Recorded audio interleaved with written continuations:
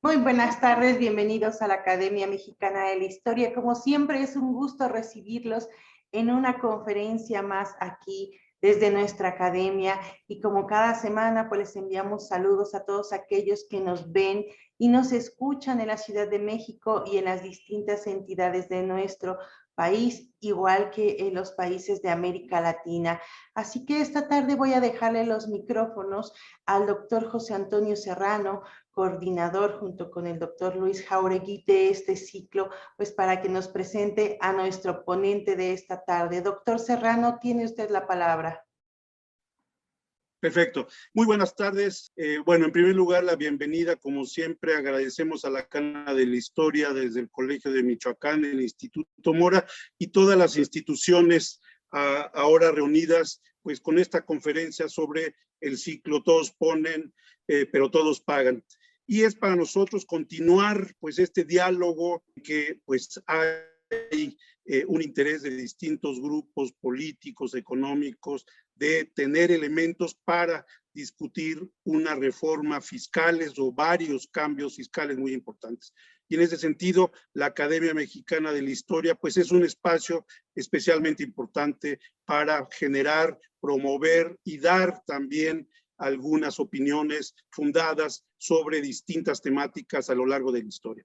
Pues hoy tenemos el especial gusto, pues, de recibir a Javier Pérez Siller, un historiador especialista, yo creo que diría que él especialista en las cuestiones hacendarias en el porfiriato. Javier ha escrito varios libros, es una referencia y es profesor investigador de la Universidad Autónoma de Puebla, es mexicano, sociólogo por la UNAM, doctor en historia por la Universidad París I de la Sorbonne, donde se especializó en la historia económica del porfiriato y en el estudio de la reescritura y enseñanza de la historia.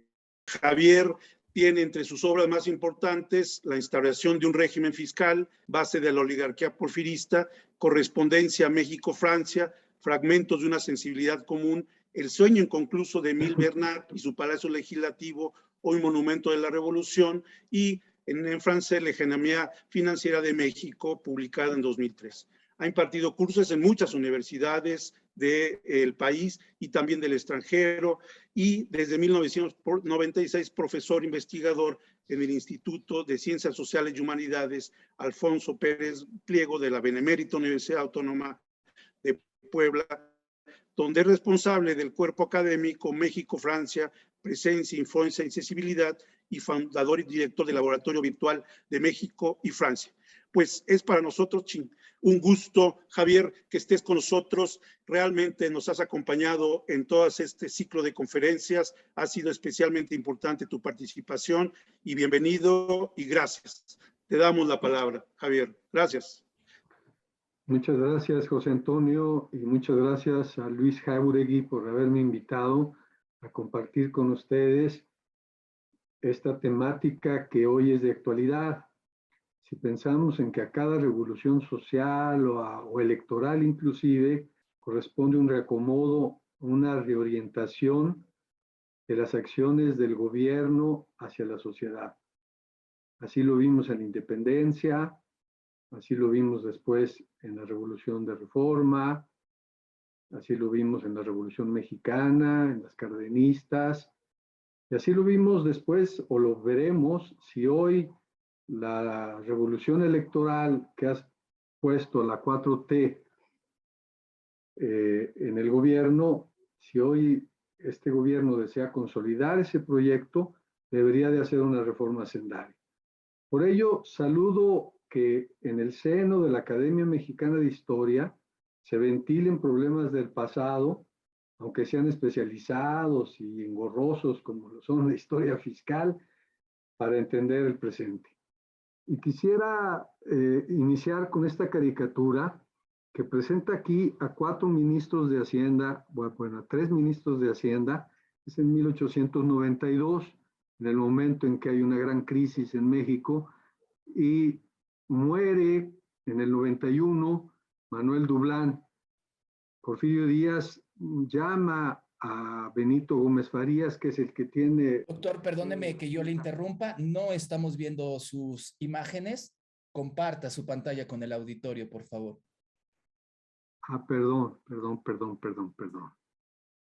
Disculpe el público. Qué bueno que Adolfo lo dijo, qué bueno. Todos Adelante. los colegas. Bueno, entonces tenemos aquí una caricatura donde está la cartera de Hacienda que se está pasando de manos de Benito Gómez Farías, quien fue llamado por Díaz en el momento en que, después de la muerte de Manuel Dublán, él no dio el ancho en la secretaría y por lo tanto mandaron llamar a Matías Romero, que tiene aquí una partitura porque va a hacer toda una obra, o hizo toda una obra, que es la reforma hacendaria, de la cual voy a hablar, y Matías Romero se va a Estados Unidos a buscar recursos, un préstamo, y por ello hay candidatos que están esperando, Fernández Muñiz y el gobernador de Veracruz Dehesa, pero finalmente se queda con la cartera Limantur.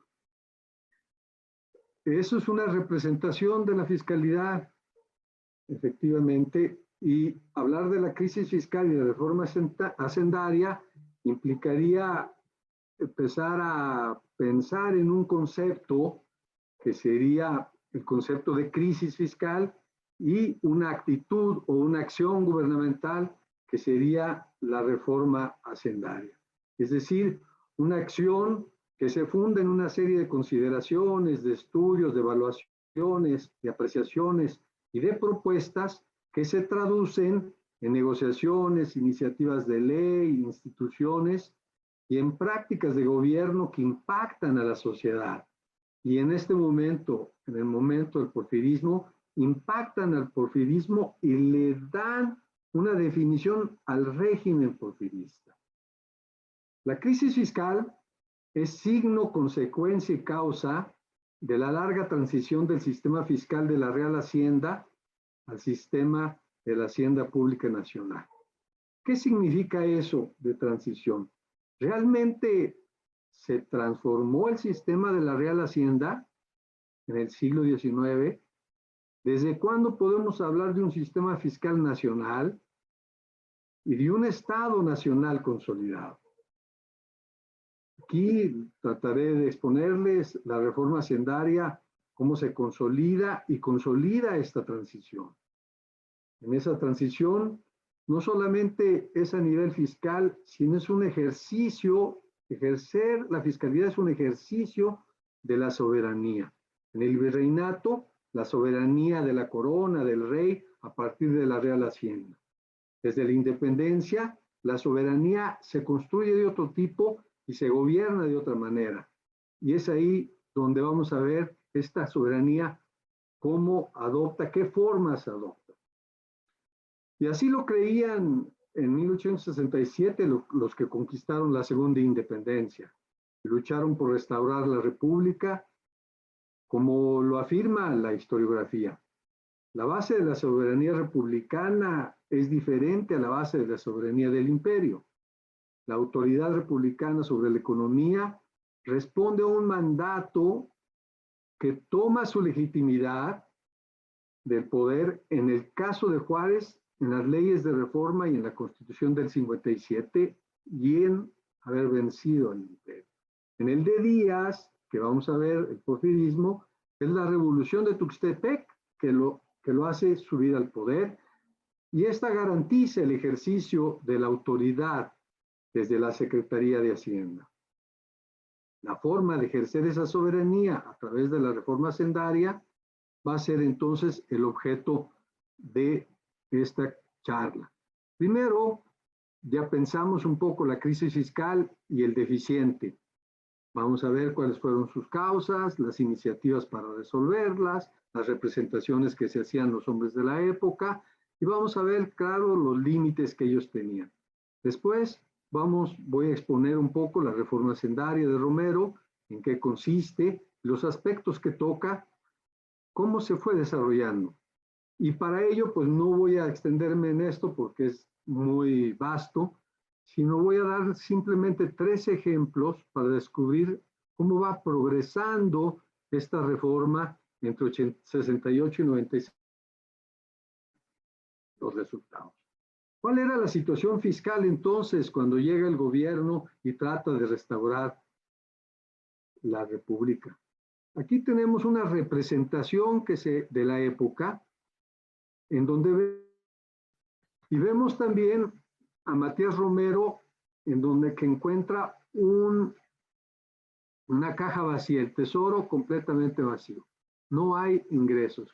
Eso para ellos es la representación de la crisis fiscal. Es decir, cuando los ingresos son menores que los egresos, existe un deficiente. Y Matías Romero lo señalaba, esta cuestión ocasiona la caída de varias administraciones. No podrá considerarse que la nación disfrute de la paz si no se resuelve satisfactoriamente este problema. El problema del deficiente tiene varios elementos. Uno, la disminución del ingreso. Dos, la dependencia de los ingresos de los impuestos de las aduanas. Tres, los altos gastos de guerra. Cuatro, la desorganización de la máquina fiscal. Veamos algunos de ellos rápidamente. Si comparamos los ingresos, y realmente yo creo que Ernest Sánchez Antiró ya nos ilustró mucho sobre los ingresos coloniales, pues eran 20 millones aproximadamente. Y los comparamos con lo que se recaudó en promedio, más o menos, un año promedio, 10 millones, pues obviamente que no hay ingresos suficientes.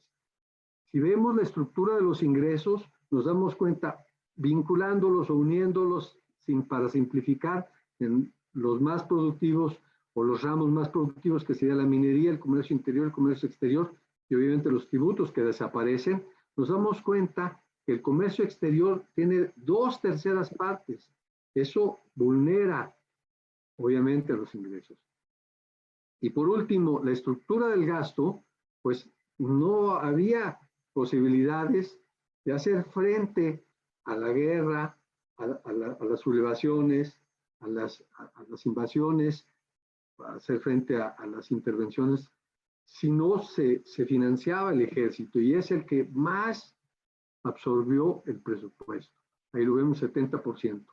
Con 10% para la deuda, los compromisos, porque hay que pagar, y no tienes dinero, pues tienes que pedir prestado, pues no tenían ningún recurso ya para el fomento de la economía y para superar este deficiente.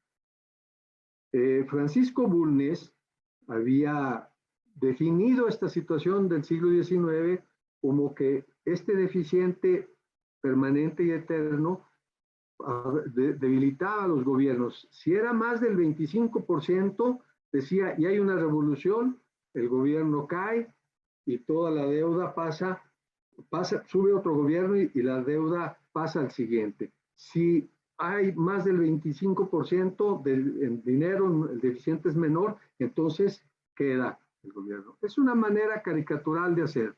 Pero ¿qué percepción tenían los hombres de la época sobre la crisis fiscal y qué proyectos proponían? Pues tenemos desde la independencia, desde Bustamante hasta Juan Zambrano, que escribe en 1868 y que incluso tiene un diferendo judicial con Matías Romero.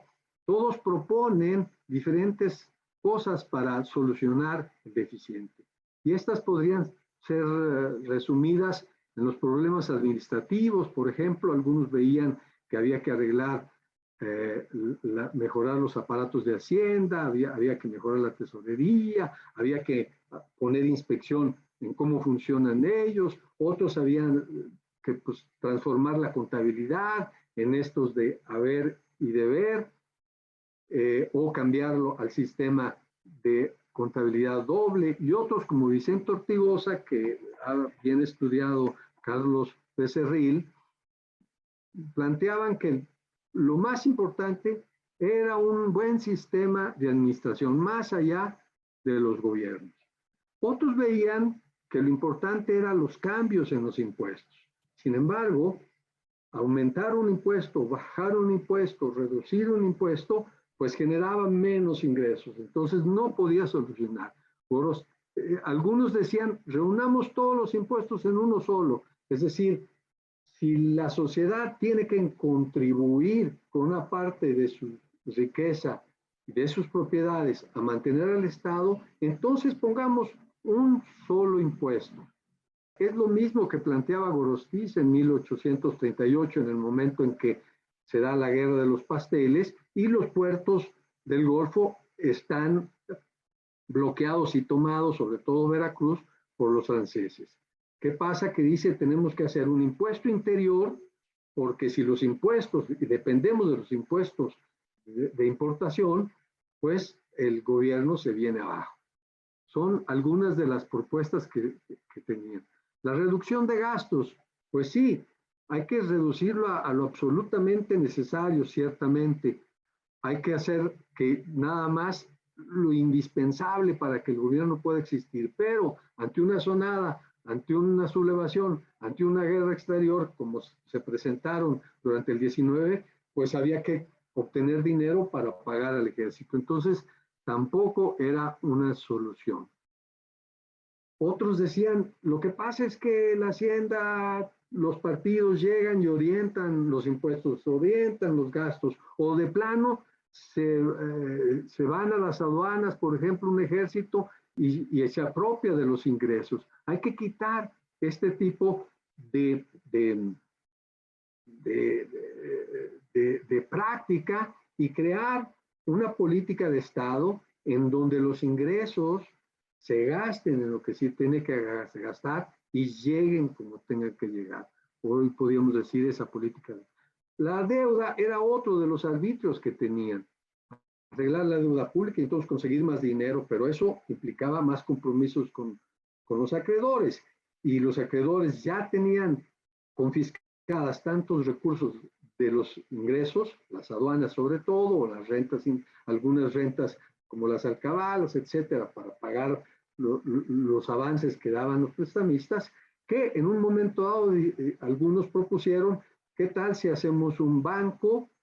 Nosotros administramos la hacienda pública, todas las oficinas, y el gobierno recibe mensualmente un crédito. Y así lo vamos compensando con, evidentemente, algunos como del Corral se opuso a ello y era, pues, realmente perder toda la posibilidad de autonomía del gobierno. En fin, pocos, como Esteban de Antuñano y sobre todo los conservadores, pensaban en que había que aumentar la riqueza. Y Esteban de Antuñano lo hace en dos momentos claves. En el 38, Guerra de los Pasteles, en el 45, después de que Texas es anexado, y por lo tanto, en ese momento se da cuenta que la única posibilidad en que tenemos nosotros para realmente salvar y el gobierno tener ingresos sería aumentando la riqueza del país. Mientras así no se efectúe, no consumaremos nuestra independencia política. Claro, si no hay recursos, no se puede financiar un ejército que defienda al país. En fin, esto llevaba a una disyuntiva. Como no se pueden los impuestos, como no se pueden los gastos, como no se puede la administración porque hay prácticas, como no se puede una política, como no se puede la deuda, entonces, dice Joaquín Lebrija, lo que tenemos que hacer es que de la riqueza que tienen los propietarios, pues hacer una lucha contra esa riqueza, es decir, absorber más. Y Lerdo de Tejada dice, pues absorbamos los bienes de la iglesia, ¿no? Entonces, vincula un proyecto político con una necesidad fiscal. Y ya lo sabemos, la ley Lerdo, confiscación de bienes de la iglesia. ¿Qué trae la guerra de reforma, no? Es decir, la crisis fiscal es realmente un problema histórico y un problema teórico. Hay que repensar la relación entre el Estado y la sociedad. La crisis fiscal supone enfrentar tres problemas. Por un lado, que la economía crezca. Si no crece, pues ¿de dónde puede sacar el Estado recursos o obtener más ingresos de los impuestos que ya tiene? Por otro lado, los impuestos implican intervenir en cómo se distribuye la riqueza de la sociedad. cómo se distribuye entre los actores que producen esa riqueza, todos los actores de la sociedad que producen esa riqueza. Y el Estado interviene en ese momento y lo distribuye por el gasto, ¿no? Y por otro lado es qué soberanía, cómo ejerzo mi soberanía, porque yo como soberano, pueblo soberano, representado en el Congreso, los diputados imponen entonces y la sociedad tiene que, o se ve obligada a compartir una parte de esa riqueza que se produce en la sociedad. Entonces no es un problema administrativo, no es un problema solamente económico, no es un problema legal, es un problema de reproducción de la sociedad, es un problema histórico.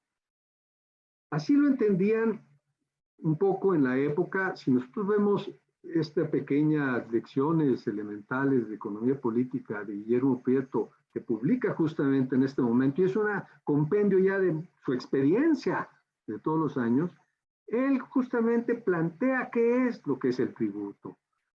El tributo no es una renta, es la parte con que cada uno contribuye a los gastos públicos, es decir, no es la carga impuesta al súbdito por el señor. Transición, que hablábamos de los sistemas fiscal de la Real Hacienda a Nacional, sino la contribución establecida después de la deliberación que los ciudadanos representados por los mandatarios para hacer soportar los costos que tiene la organización de la sociedad. Es decir, son los diputados que representan a los ciudadanos y que imponen. Entonces, la distancia es la distancia que hay entre el súbdito y el ciudadano. El tributo y el impuesto. Al menos podemos seguir llamando el sistema tributario, pero ya la concepción de fondo es completamente diferente. Por lo tanto, en estas condiciones de segunda independencia, es decir, de triunfo de los liberales sobre un sistema conservador e imperial en donde quien distribuía la riqueza o quien ejercía la soberanía era un monarca, pues era muy necesario hacer una reforma fiscal, darle otro sentido al complejo de la fiscal. Y esto lo va a hacer Matías Romero, como lo hubiera podido hacer otra persona. Pero era una necesidad profunda si se quería consolidar. Ahora, la manera de consolidar este régimen va a ir cambiando y lo vamos a ver ahora. La manera de ejercer la soberanía fiscal.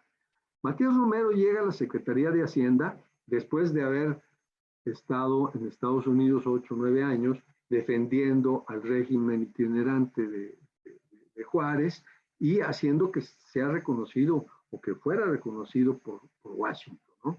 Y llega conociendo todo pues el sistema y conociendo las élites neoyorquinas y conociendo cómo funcionan las cosas allá. Lo llama Juárez en enero del 68, hasta el 72, junio del 72 va a estar ahí, tiene 31 años, es muy joven todavía para hacer lo que hizo, pero muy inteligente, niño prodigio. Después una segunda vez vendrá en el 77-79, Díaz lo vuelve a llamar, ya tiene 40 años, y in extremis, como vimos al principio, lo llama Díaz para sustituir pues el vacío que deja Manuel Dublán, un gran fiscalista, secretario de Hacienda, y ya tiene 55.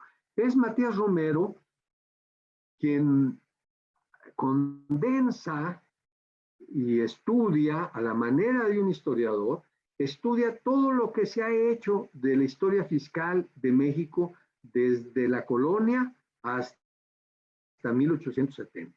Es formidable la memoria de Hacienda de 1870 y esta lo hace porque manda unas iniciativas al principio para hacer la reforma hacendaria, que es como que la semilla inicial de la cual se va a desprender ya después de haber hecho esta memoria de Hacienda, que les recomiendo que vean, es un monumento. Además, esta reforma, lamentablemente, en la serie de las memorias de Hacienda que tiene el Colegio pues el Colegio de México, en donde José Antonio me imagino que ha participado, todos han participado de alguna manera, no es legible, no se lee. Había que buscar y escanear la edición que hizo Ortiz Mena, otro gran fiscalista, otro gran transformador de las finanzas, conocía muy bien a Romero y se hizo una edición muy buena de estas 1070 páginas, monumental Memoria de Hacienda. Las primeras las pone Matías Romero en estas iniciativas que manda el Ejecutivo Federal en abril, que es la primera momento en donde el secretario de Hacienda tiene que presentar sus proyectos, en 1869. Y pone, la gran cuestión, pues, para un buen administrador, que es el objetivo fundamental, sería cómo hacer real y efectiva la inmensa riqueza. Facilitar trabajo, crear consumidores, crear marchantes, o sea, comerciantes, ¿no? Para subir el valor de la propiedad y llenar las arcas públicas. Es decir, lo primero que tenemos que hacer es generar un proyecto, un modelo económico, si se quiere, ¿no? Es decir, no hay reforma hacendaria sin aumentar la riqueza, sin un modelo económico, un modelo de crecimiento o un modelo de desarrollo. Ahí estaría un problema. ¿Cuáles son las principales vías de esta reforma hacendaria? Pues pongamos 4 rápidamente para no alargarnos. La administrativa, que era un poco, pues crear lo que yo llamo la máquina jurídico-administrativa, que es la Secretaría de Hacienda con todos sus aparatos, ¿no? Delimitar la soberanía fiscal entre la Federación y los estados. A nivel de los impuestos, pues obviamente que ese modelo económico él lo retoma de la tradición que es la minería, ¿no? Ya hablaremos de ello. Da libertades al comercio de exportación y sobre todo cambiar de estructura de los impuestos. El impuesto del timbre, obviamente, va a sustituir el impuesto de las importaciones. Y la política de gastos, pues reorientarla, disminuir al ejército, liberar pagos para la deuda, y la del crédito es, pues de entrada, reconocer, te debo, reconozco, no puedo pagar. Ah, bueno, pero yo ya estoy tranquilo porque después de tanto tiempo que no me hablas, no sé, ¿verdad? Yo reconocer la deuda, negociar con los acreedores y restablecer. Veamos algunos de estos aspectos. Reorganizar la máquina jurídico-administrativa. Sí, pero la máquina jurídico-administrativa tiene pues diferentes, la Secretaría y la Tesorería, por lo menos. Aquí vemos a la Tesorería, ¿quién tiene el dinero? La Tesorería lo tiene, que le da el tesorero aquí, Zaguirre, le da de mamar a Romero Rubio, que es de la Cámara de Diputados, le da de mamar al judicial, que es José María Iglesias, le da de mamar al ejecutivo, que es Lerdo de Tejada, y un llorón, niño llorón, llega y dice, si con 4 no puedes, pues menos con 3 no puedes, menos con 4, ¿no? Como tiene una crisis. Y ese llorón es el Senado, porque se quería compensar este sistema de una república de diputados, donde no es una república presidencial, sino una república parlamentaria, a nivelar. Y era un proyecto del Lerdo de Tejada crear el Senado, que después se va a crear. Entonces, lo que plantea es primero recuperar las funciones del ministerio, tanto administrativas como directivas. El ministerio tiene que ser quien dirija y quien administre los recursos, porque si el tesorero no quiere, aunque el presidente lo mande, no se va a hacer nada quien manda en ese momento. Evitar que los recursos del erario entonces sean manejados por la tesorería y extender la autoridad federal en todas las oficinas del país, porque se veía que llegaba un general que ocupaba la plaza y ocupaba la oficina de venga, cuánto dinero tiene, o la aduana, o lo que sea, ¿no? Y así, o el de la deuda, páguenme, y etcétera, etcétera. Quiero llamar su atención sobre la cuestión de la Secretaría de Hacienda y la Tesorería.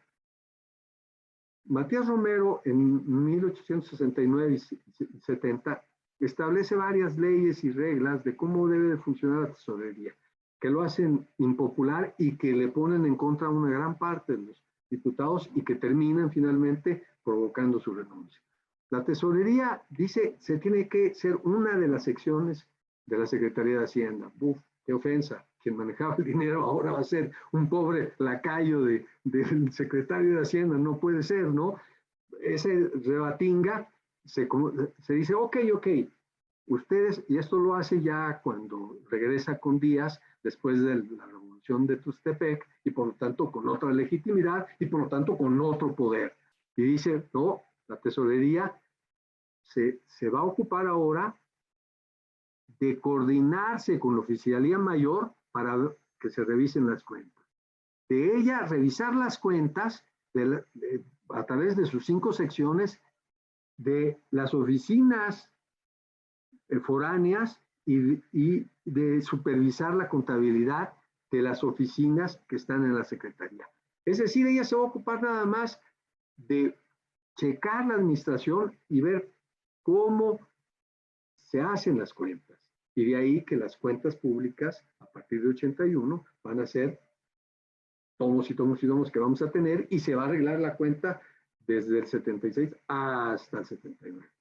Bueno, entonces, esto es muy interesante porque la Secretaría, la Tesorería lo que va a hacer va a empezar a producir machotes, formularios, cómo debe la Oficina de Hacienda mandar sus cuentas, cada mes tiene que hacerlo, si no lo hace está diciéndoles cómo debe hacerlo, va a imponer los sistemas de administración de deber administrativos de doble partida, va a ser quien se ocupe de generar un lenguaje unificado para toda la burocracia que está en el país y que todos respondan a las mismas consignas, ¿no? Y eso es elemental y fundamental que no existía antes.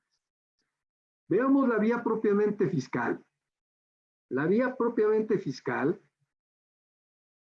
pues decía Matías Romero, las condiciones son que obedezcan las leyes los habitantes y también los estados, porque ese era el otro problema que ya lo hemos visto. José Antonio lo ha mencionado, todos, Luis Jáuregui lo ha dicho, todos lo hemos dicho en estas conferencias. Había este problema, que obedezcan las leyes.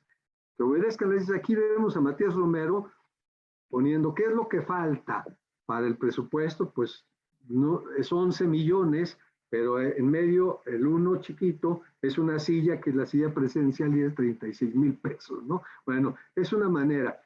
¿Cuál es esta vía fiscal? Primero, apoyar la minería, reducir los derechos mineros a uno solo, como lo quería, liberar la exportación de todos los productos mineros, reducir el precio de la monedización en las casas de moneda y terminar, decía, con la práctica de que las casas de moneda estén arrendadas.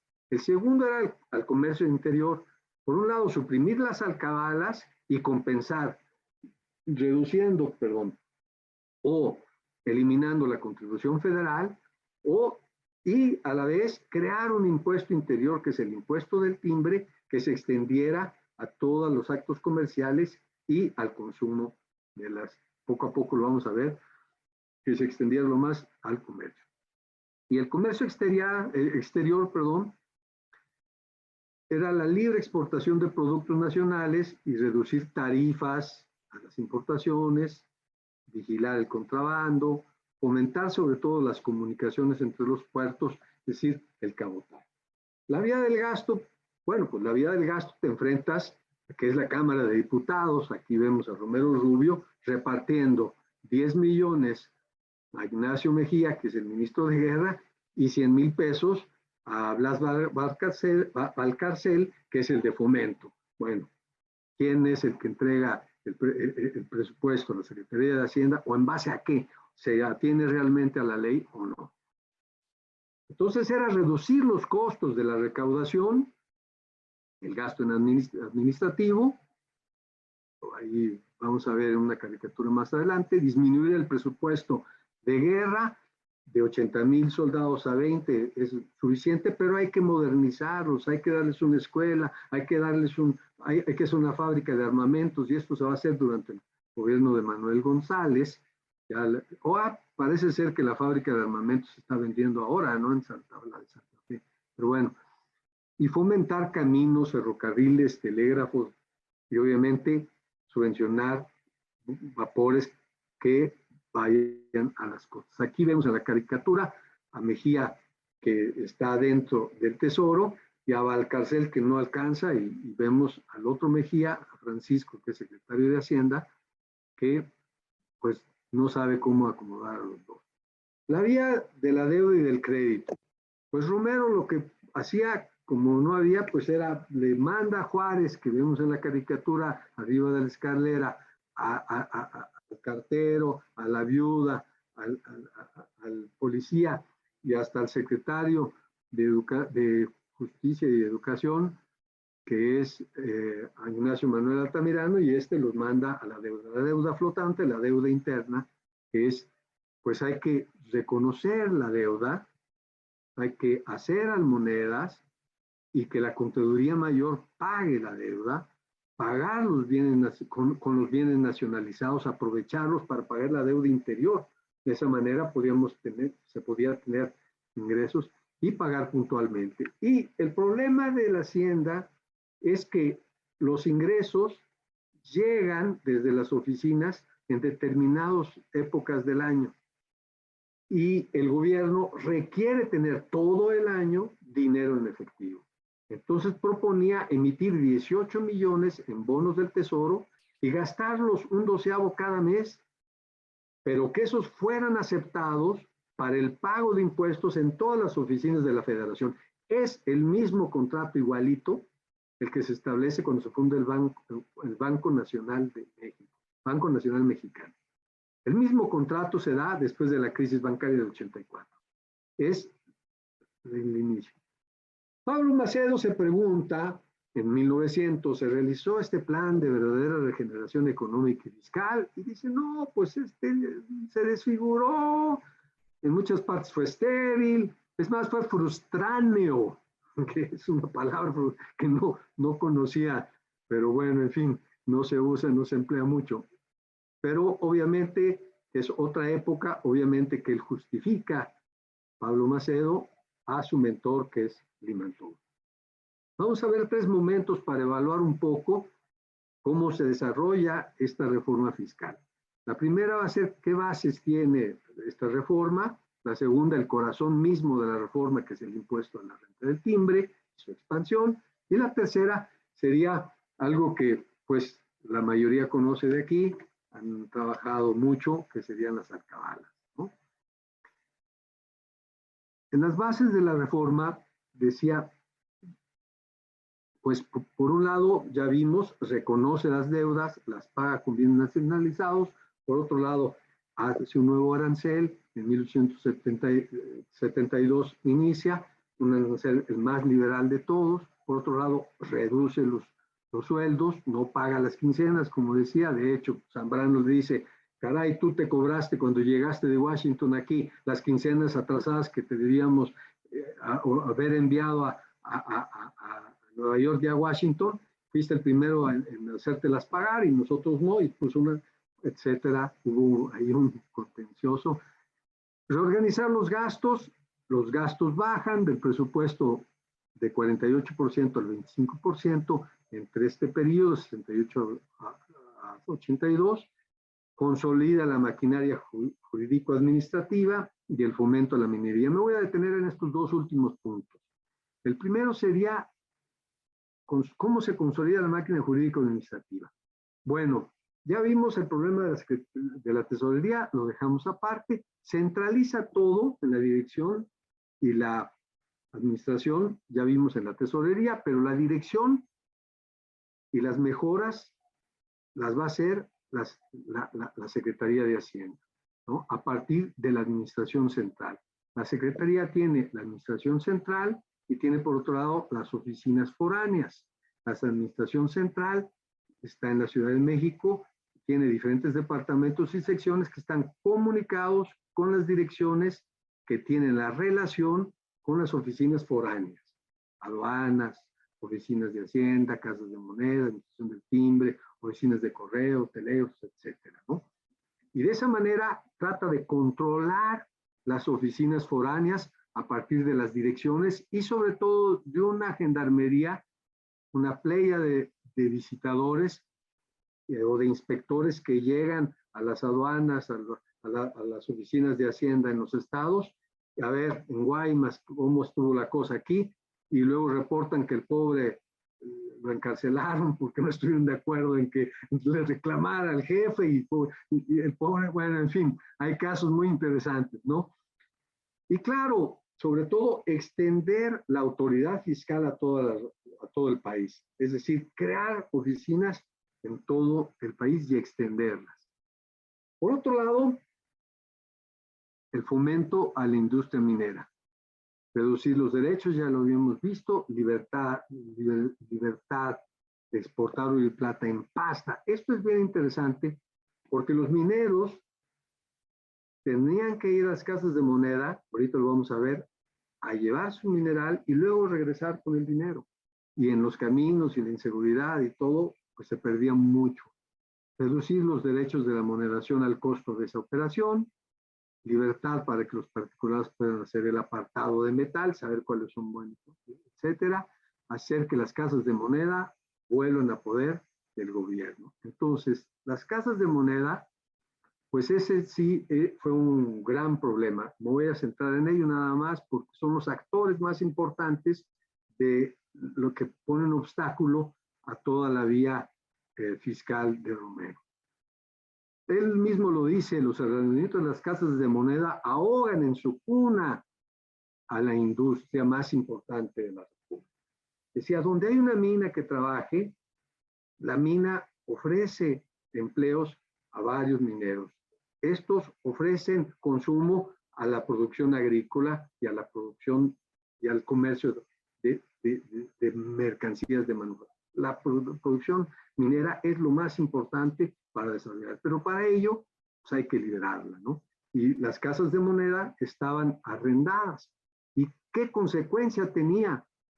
Pues que los contratos de arrendamiento de las casas de moneda obligaban a prohibir que se exportara el mineral. Entonces, el pobre minero, como dije, tenía que ir a la casa de moneda con los peligros que existía, por lo menos antes de los ferrocarriles, del 85 al 92, con los peligros, con esas inseguridades, y traerle el dinero y luego exportarlo. Es decir, era un problema. Entonces, ¿pero qué puede hacer Romero? Tiene que celebrar transacciones con los contratistas. Es decir, no puede fracturar su soberanía, le impide que contratos celebrados por el Ejecutivo, romper esos contratos, aunque haya un interés público. Entonces decía, pues aunque sea que la Constitución o que el artículo se transforme, en fin. Hubo una situación que es interesante en donde se muestra en cómo practicó Romero la soberanía fiscal, que es justamente con estos contratos y con otras cosas. En 1869 a 71, pues hay una serie de rebeliones, sobre todo, pues ya que Juárez se va a reelegir, terminan estas rebeliones con la de la Noria. Y entonces el Congreso otorga algunos recursos extraordinarios, facultades extraordinarias, para que la Secretaría de Hacienda y la Secretaría de Guerra puedan hacer frente a estas sublevaciones. De hecho, aquí vemos a la patria como una llena de pústulas que son en realidad los miembros del gabinete. Juárez es la nariz y se alcanza a ver, y los ojos son justamente el ministro de Guerra y Matías Romero, ¿no? Francisco de Ignacio Mejía y y Matías Romero. Entonces, con esas posibilidades, ¿qué hace? Lo que propone Matías Romero es recuperar las casas de moneda, negociar con los arrendatarios y decirles, durante el tiempo que dura tu contrato, te pagamos los impuestos, todo lo que cobras por el ensayo, por la monedación, con tal de que nos liberes la casa de moneda.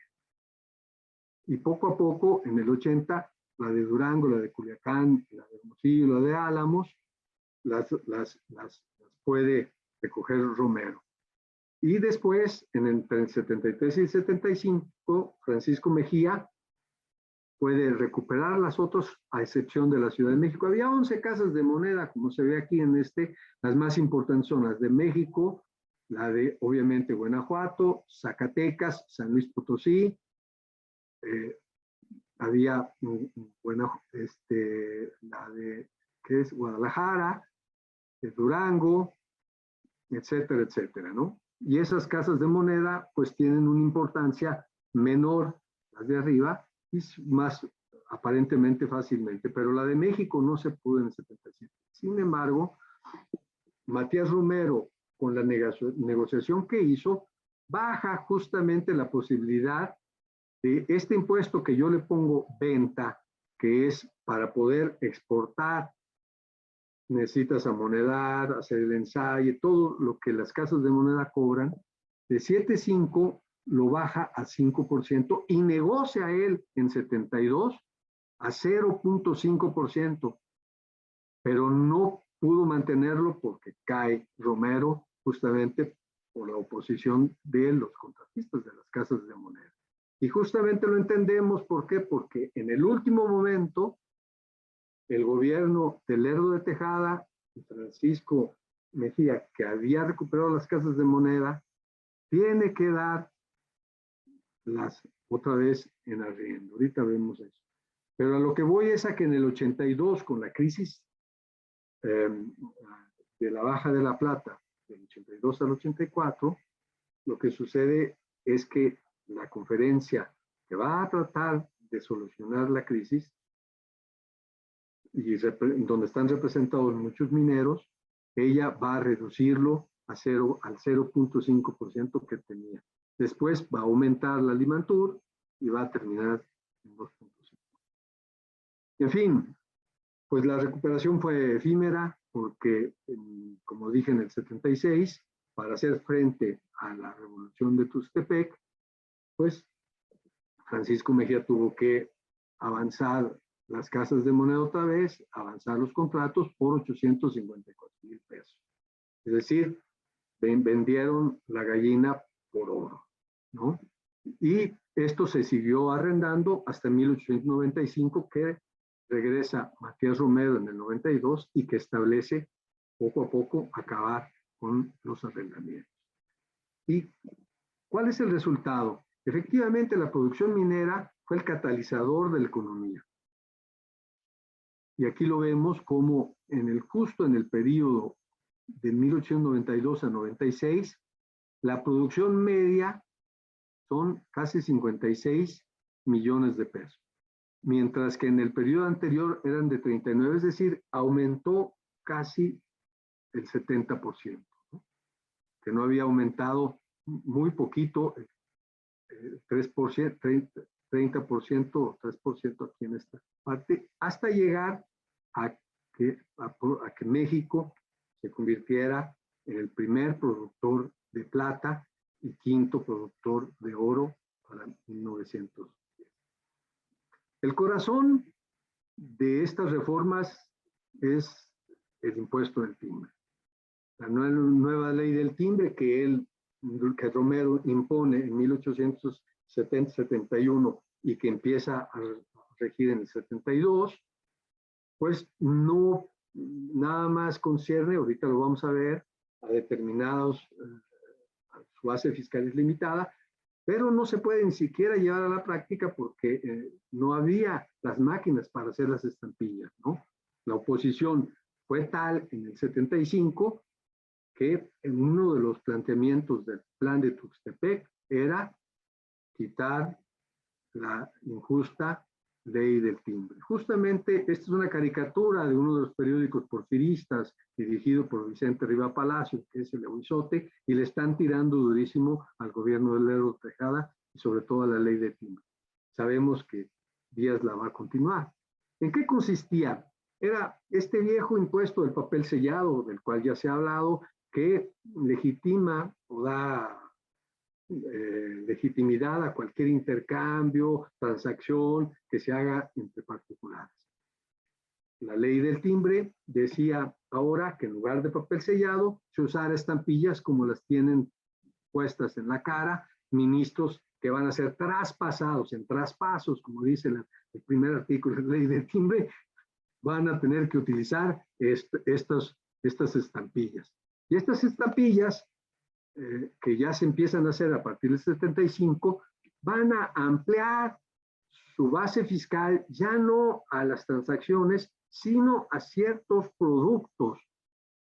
Por ello, desde el 75, si vemos aquí el timbre, pues es un tigre, en lugar de la ley del timbre, la ley del tigre, que se comía a los ciudadanos y que daba frutos para que Lerdo de Tejada comiera también. Esa es otra caricatura muy... Y como vemos, se va a extender y comprenden pues en estas varias leyes. Ya no me voy a meter a tantas a las leyes porque si no sería demasiado tedioso, pero hay tres leyes fundamentales en este periodo. En el 80, 84, 85 sería la cuarta ley, que van aumentando el número de productos, como vemos ahí, desde tabaco, vinos, aguardientes, tejidos, algodones, cachuchas, zapatos, una serie gigantesca. Hay una ley en el 80, una ley en el 81, otra ley en el 84, que ya hace un reglamento de la ley de timbre que que penaliza a los comerciantes que no pongan timbres en cada uno de los productos. Obviamente que los comerciantes, para poner timbres en los productos, tienen que comprar los timbres. ¿Qué implica para un comerciante comprar los timbres? Pues implica, en realidad, desembolsar todos los impuestos de algo que no ha vendido. Y por lo tanto, el comerciante, pues, es más bien un préstamo forzoso lo que le están haciendo, ¿no? Es una exacción dura. ¿Y es por qué? Porque el gobierno de Manuel González se encuentra en una crisis profunda, porque ha subvencionado los ferrocarriles, y los ferrocarriles, pues hay que pagar cada kilómetro 16,000 pesos, etcétera, etcétera, y no tiene acceso al crédito. Después tendrá acceso al crédito, pero por el momento son los impuestos. Entonces aumentamos estos y páguenos. Pues hay un rechazo a este instrumento de pago y hubo en el mes de abril, durante la Semana Santa justamente, una huelga de comerciantes. Aquí el Diario del Hogar la reporta, 1,000 tiendas de comercio se cerraron. Más de 18,000 personas han quedado sin la dificultad de comer, entre zapateros, sombrereros, etcétera. Es decir, había una crisis muy profunda. Durante una semana, tiendas cerradas y se sostuvieron los comerciantes. ¿Qué hace? Perdón. Se sostuvieron los comerciantes y los comerciantes, pues si vemos las grandes casas comerciales, dijeron, bueno, ok, vamos a juntarnos y entonces se juntan en diferentes cámaras de comercio hasta llegar a crear la Confederación Mexicana de Comerciantes de la República Mexicana, y esta Confederación Mercantil negocia con el gobierno y dice, Antonio, un diputado, ahorita se me va el nombre, negocia con el gobierno y el gobierno dice no, cae un ministro, cae dos ministros, el tercer ministro es el general de la Peña, y el general de la Peña, a pesar de que los comerciantes le envían cursos, como se decía, peticiones, se burla de ellos y les dice, ah, por cierto, la petición que usted me mandó, póngale el timbre que le hace falta. A ese nivel. Los comerciantes se van con Díaz, 1884, elecciones presidenciales, abril, mayo, junio van a ser las elecciones y negocian con Díaz.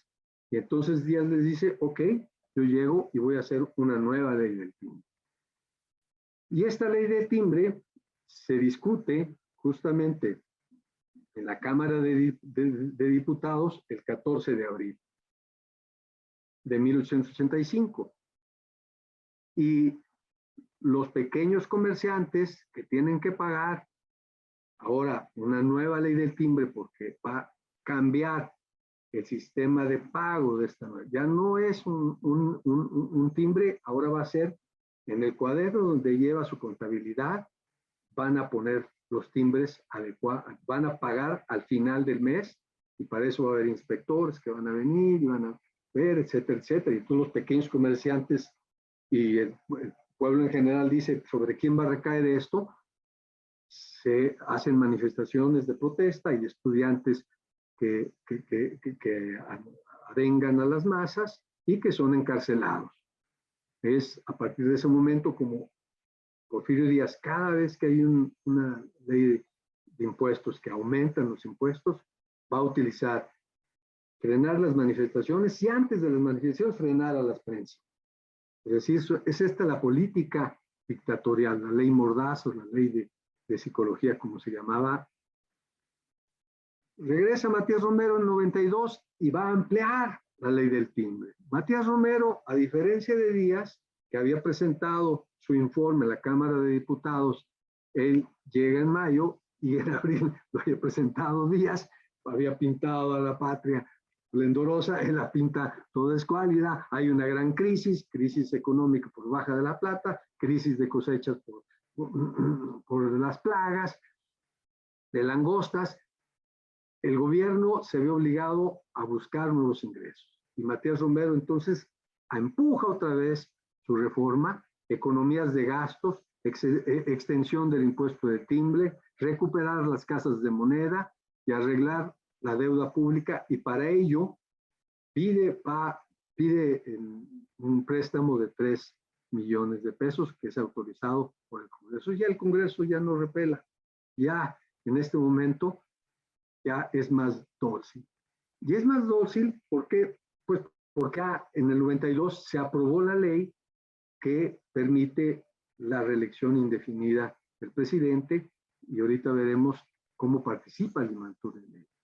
Y aquí vemos a Matías Romero multiplicado en 1000 Romeros para poner impuestos a las fábricas de tabaco, a las compañías de seguros, a las asociaciones de donación, ampliar el impuesto del timbre, ¿no? Se trata del hombre múltiple, ¿no?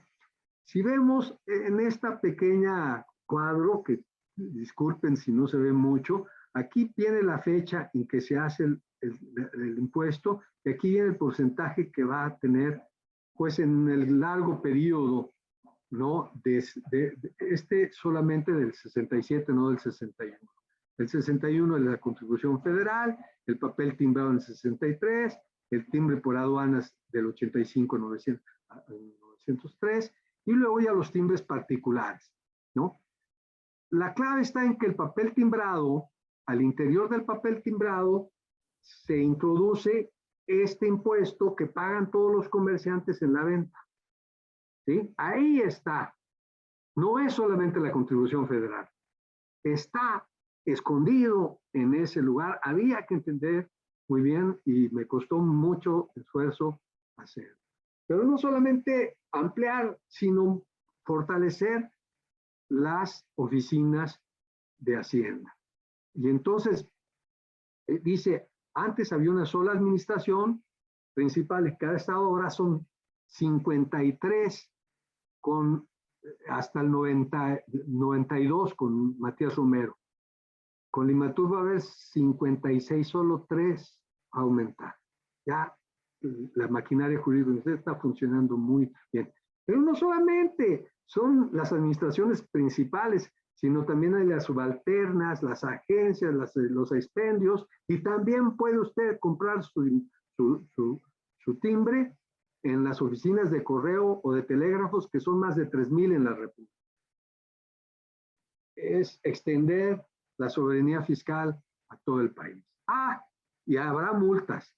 Y multas, aquí vemos a Limantur con la penitencia de multas al comercio, ¿no?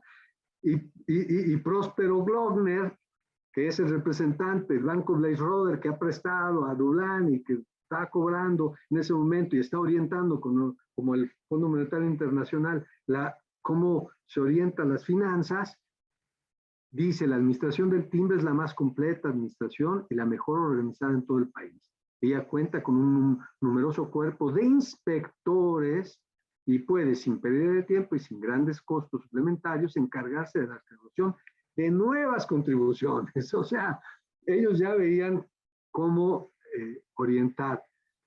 Veamos esta gráfica rápidamente para entender un poco cómo los impuestos del timbre, obviamente, que bajan aquí en el 76. La primera curva es la curva de cuánto produce en pesos, y lo que nos interesa ver es el crecimiento que va a agarrar del 92 en adelante. En 92 hay 10 millones, para 95, 96 ya va a haber 25 millones. Y va a representar el total de los ingresos de 35 a 40%, o sea, se compensa. ¿Y cuál es la composición? Rápidamente, el papel timbrado, como lo vemos aquí, de 27, 26, 39%, 45%, que ese es el comercio, ¿no? Lo que decíamos. Las mercancías de nada a 3, 17, a 20%, o sea, ya van 63, 2/3 partes. Las aduanas, al final desaparece ese timbre que era muy pequeño, 7%, y la contribución federal, que yo aíslo ahí, es solo el 21%. Es ahí que la renta del timbre efectivamente es el impuesto y el corazón, la novedad fiscal de este. Y claro, en 1895, Pablo Macedo nos dice, desde el grito de Dolores en 1810, los presupuestos se nivelaron al tercer año, emprendida la gigantesca labor de ¿quién? De su alter ego Limantur. Se alcanza la independencia económica. Bueno, nadie sabe para quién trabaja, ¿no?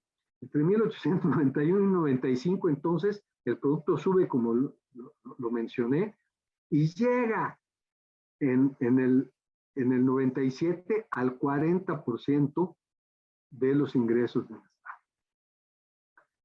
Voy a ver la supresión de alcabalas por último para terminar, y es aquí como la soberanía del Estado federal se va a contraponer a la soberanía de los estados. O sea, la soberanía del Estado y la soberanía estadual de los estados. Muchos han estudiado desde Santidó, Jauregui, Aboite, Viviana Quintanar, María Utov, Marillo Rizauzi, han estudiado ya las alcabalas, así es que miré rapidito. Simplemente llamo su atención que Romero establece la ley para que se supriman, negocia con los gobernadores por mandato constitucional, porque se está restableciendo la Constitución, entonces le exige, ¿no? Suspensión de alcabalas para el 69, vemos aquí 11 estados suprimieron y 16 las conservaron, ¿no? Veamos, en el 83 y 86 hay una crisis, como ya señalé, económica financiera, sobre todo de falta de liquidez, ¿no? Porque las inversiones ferrocarrileras llegaron a México en el 80-84, ya no hubo, y entonces, pues ya no hay dinero, ¿no? Y hay una crisis muy profunda, y hay una baja de la plata, y una crisis agrícola, crisis mercantil que le llaman ellos, ¿no? Entonces se junta una conferencia del representante de los estados, el secretario de Hacienda lo llama Fuentes Muñiz, y piden que se quiten. Hay representantes de todos los estados, animado también por el gobernador de Veracruz, Apolinar Castillo, y entonces hacen un análisis y se dan cuenta que los ingresos de los estados dependen entre del 30 al 70%, una gran parte de estados, otros del 5 al 27 y otros no tenemos datos. Pero entonces hay una voluntad de quitarlas, algunos dicen las suprimimos y otros dicen las reducimos, pero otros las conservan. Pero ya que se había acordado esta posibilidad, si nosotros vemos que hay un voto hay el reclamo, perdón, las representaciones de los estados en la Cámara de Diputados antes de aprobar reclaman que están pisando la soberanía de los estados, ¿no? Aquí tenemos el reclamo de un diputado de Michoacán, había otros reclamos de Sinaloa, pero lo que yo llamo su atención es el cambio de la voluntad, en cambio de la geografía fiscal, de la voluntad de los gobernadores. Aquí hay 12 que la suprimen y 8 que la reducen, es decir, 20 que están más o menos favorables. No se puede. ¿Y qué es lo que sigue? Pues ahí continúan las alcabalas, continúan nutriendo y obstaculizando el intercambio entre las regiones, y la crisis de 90-92, esta sí empuja completamente, y empuja completamente también la red de ferrocarriles que ya hace circular las mercancías en todo el país. Se hace una conferencia, Manuel Dublán la hace, aquí tenemos Manuel Dublán, y dice la unificación fiscal, que es una señora que va a limpiar con el fisco al comercio, a la agricultura, a la industria, y en esa conferencia se establecen las bases para terminar con las alcabalas. Vienen representantes de varios estados, hay que hacer, entonces todos están de acuerdo que la Cámara de Diputados tenga que acceder, y después las cámaras de cada uno de los estados. Pero sorpresa, muere Dublán el 31 de mayo, estamos en el año 1891, es un año electoral, entonces no está Dublán, no los acuerdos que nos va a retomar, y se queda suspendida. Y tan se queda suspendida que hay una voz discordante en el Congreso que dice una sola objeción, y dice, ella corresponde al dominio constitucional, pues la soberanía de los estados pueden creerse heridos moralmente con una invasión federal, y si les imponemos eso, ¿no? El punto más sensible y delicado. Y dice, es compatible con nuestro sistema constitutivo federal. ¿Y quién opone esta reserva? Limantur. Estamos en año electoral, Limantur está organizando la Unión Liberal, están organizando la campaña, y dice, pues mejor esperémonos después del muerto las coronas, esperémonos, y después lo hacemos.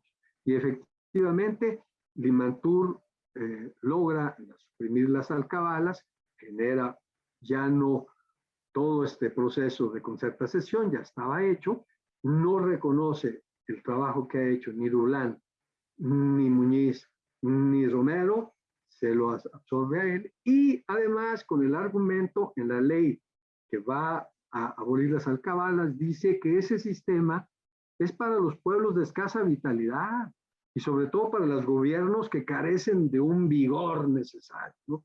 Ya estamos en otro momento, la Cámara de Diputados aprueba, como decía, levantan la mano, en fin. Y claro, Pablo Macedo dice que si nuestra unidad política se constituyó a la restauración de la República, nuestra unidad económica se consumó el 1 de julio. Pues sí, y toda la gloria a Limantur. Nadie sabe para quién trabaja. Pues muchas gracias. Al contrario, Javier, realmente lo primero que diré es que fue una conferencia muy agradable, este manejo y esta selección de caricaturas de la época realmente permite muy bien dar y seguir y además enfatizar varios de los temas que tú tienes.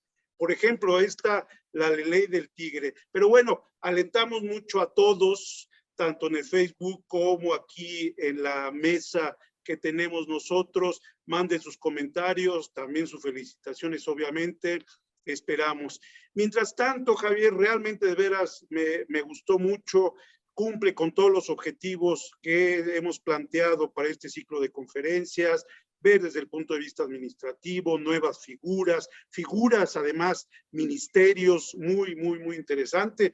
Como tú dices muy bien, inmediatamente me vino, no entendía muy bien el sentido de tu, ¿cómo se llama?, de tu título, ahora le entiendo con Matías Romero y Limantur, la presencia tan fuerte de Limantur, esta tan interesante figura que hace, pues realmente, toca lo administrativo, pues, en tu conferencia, contribuyentes, esta interesantísima ley del timbre, que sí se había llamado la atención, pero me parece que tú lo planteas tan solo con estas gráficas de ingreso, de cómo pasa al cerca del 45% de todos los ingresos de la hacienda pública. Entonces, en ese sentido, pues, los alentamos a que manden ahora.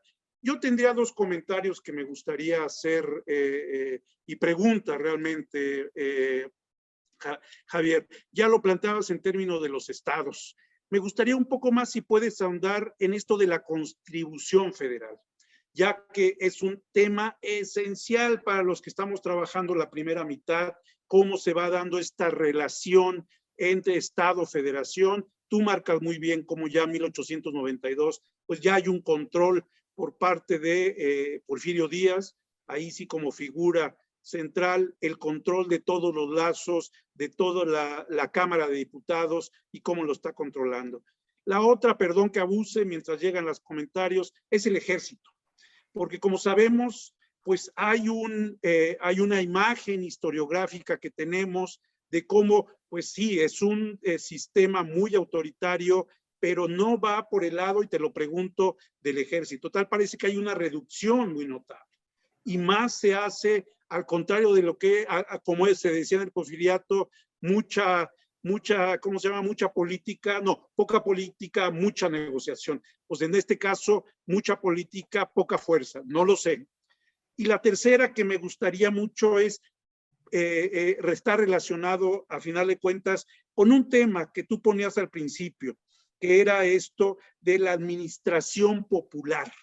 No entendí muy bien el concepto. Entonces, voy pues hacia el ejército, voy también hacia la contribución federal y al último también con esto de la administración, para abrir un poco boca o para irme yo de boca también.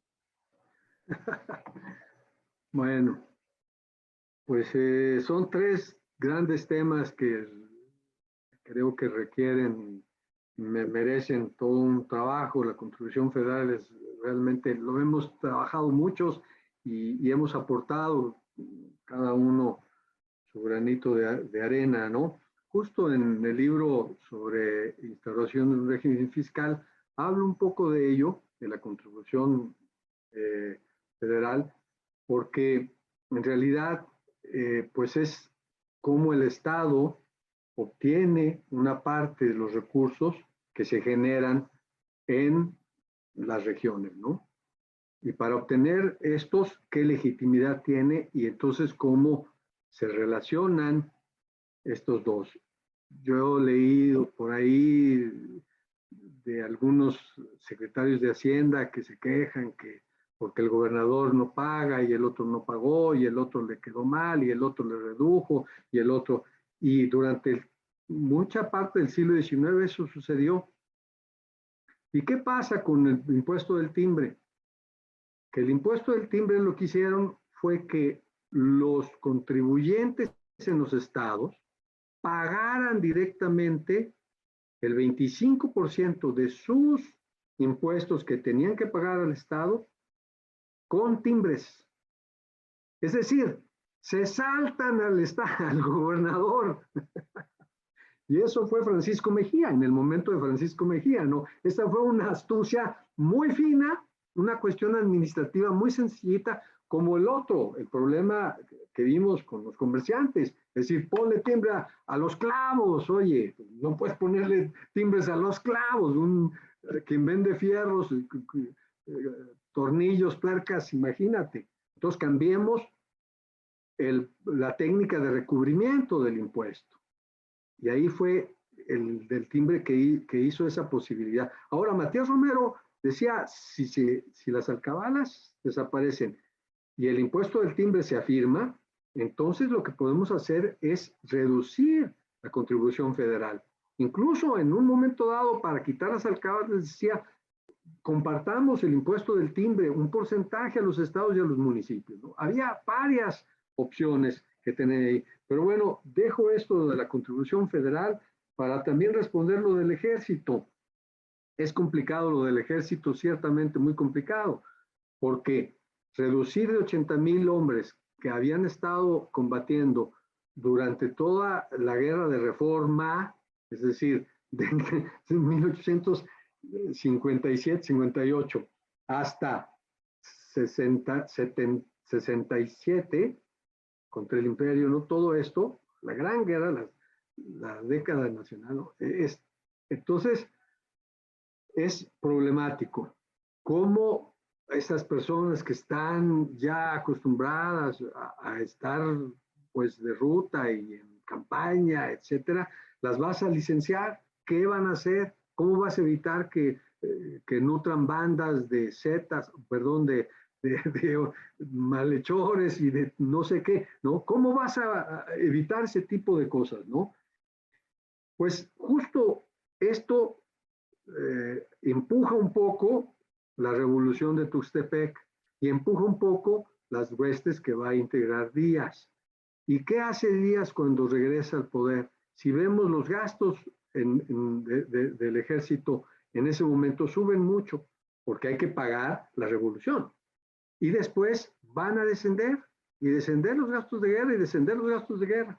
Lo que hace Díaz es formar los rurales. Y los rurales no están adscritos a la Secretaría de Guerra, están adscritos a la Secretaría de Gobernación y tienen una partida especial. Es ahí como él agarra a los rurales y los rurales son los más cabecillas de todas estas bandas y por lo tanto posibilita esta transición. Ahora, la cuestión de la administración popular, no, eso en dos aspectos. Uno, en la iniciativa que Luis incluso señaló en su exposición, es decir, una propuesta, un solo impuesto único que sea administrado por una junta popular electa desde los cantones, la ciudad, hasta. Es decir, la máxima democracia participativa, ¿no? Fiscal, eso es un sueño. Pero lo que sí quiero decir es que la administración fiscal entonces se convierte en una delegación de la soberanía. Y ahí la soberanía reside en el pueblo, que con los diputados, ya lo entendimos, crean las leyes de ingresos y las leyes de gastos. Y entonces se convierte en una soberanía, llamémosle popular o ciudadana, ¿no? Entonces, dos niveles de reflexión que habría que darlos, porque hasta dónde se llega o no se llega, esa teoría, que ese es un liberalismo no económico, ¿no? Un liberalismo republicano. Muy bien, Javier. Ya llegaron preguntas. Andrés Calderón, saludos. Enhorabuena por la conferencia. Excelente el uso de la caricatura, efectivamente. Y pregunta, es claro que Limantur aprovechó todo el trabajo previo sin hacer además mucho reconocimiento de ello, pero dado que en su administración los ingresos no pararon de crecer, ¿no hubo expedientes adicionales que coadyuvaran a ello? Es decir, ¿qué hizo a final de cuentas? Yo agregaría con Andrés Calderón, ¿cuál es la particularidad de Limantur? Sí, fue el heredero de Matías Romero, pero también creo que puede tener una figura especial y una característica especial de acuerdo a sus ministerios de Hacienda. Yo creo que va por ahí la pregunta a Javier. Muy bien, sí, muy bien, Andrés. Gracias por la felicitación y por la pregunta, porque efectivamente nos queda la duda. ¿Qué pasó con Limantur? ¿Qué hizo Limantur? ¿Por qué la historiografía nos lo muestra como el gran hacendista, fundador de las finanzas públicas sanas? Porque a él le toca cosechar lo que otros sembraron, ¿no es cierto? Y también avanzar. Es decir, hubo una revolución ferroviaria financiada por los impuestos antes del Limantur. Hubo una revolución financiera construida antes del Limantur.